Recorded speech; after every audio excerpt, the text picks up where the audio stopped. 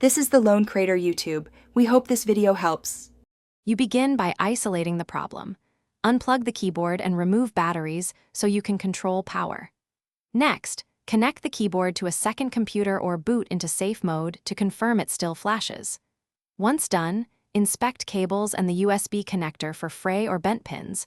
Replace or swap the cable if you have a spare. You need a clean, static-free workspace and a can of compressed air ready before moving to disassembly. Now you open the keyboard to access LEDs and the PCB.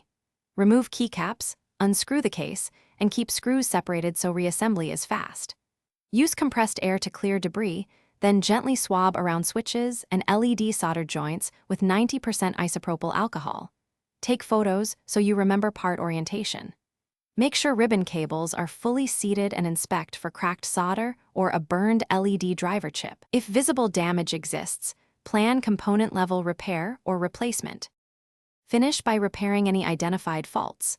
Reflow or resolder cracked joints and swap damaged LEDs or the LED driver if you can. Once repaired, reassemble the keyboard carefully, reconnect battery or USB, and run an extended lighting test using the manufacturer software to confirm stable behavior. If the flashing continues, perform a firmware reset or reflash the keyboard firmware, and if that fails, try a different controller board.